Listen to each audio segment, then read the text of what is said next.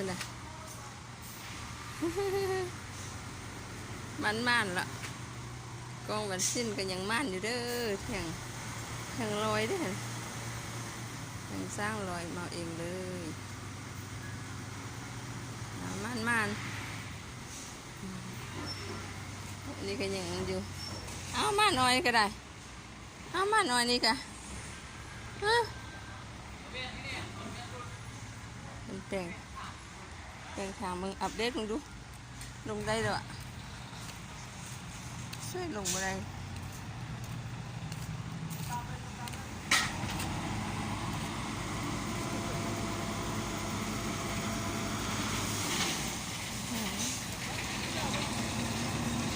จะท่มเดินท่ม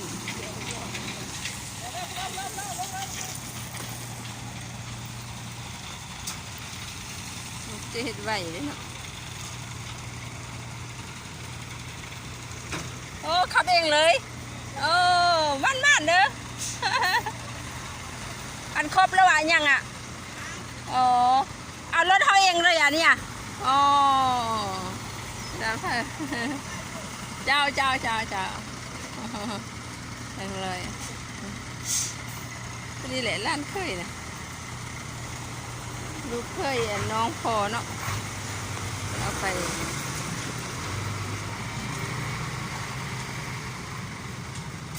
เป็นค้าขายอยู่ทางเมือง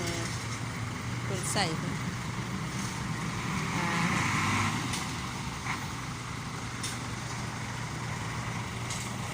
มันก็เห็นไหวเลย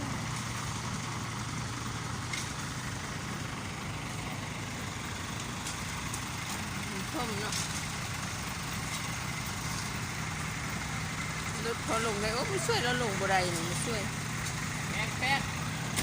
พ่อเลยกระทบชื่อ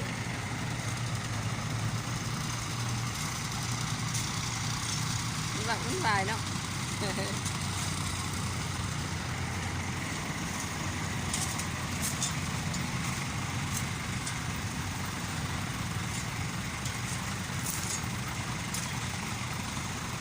สำหรับคลิปนี้ก็ขอลาไปก่อนเด้อช่วยกดไลค์กดแชร์กดติดตามกดกระดิ่งให้เด็กเพื่อเป็นกำลังใจในการทำคลิปต่อไป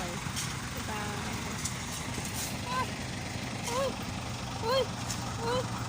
เบาเนี่ยเบาน้อยเนี่ยโอ้เอาตัวนั้นบ่เห็นตัวนี้อยู่หน้าป่าพุ่นตัวนี้หน้าป่าพุ่นส่องเบาเนี่ย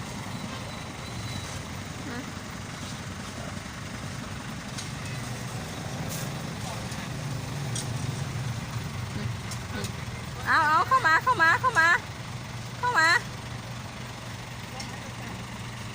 งเบาพี่น้อยพี่น้อยพี่เราซอกมากละ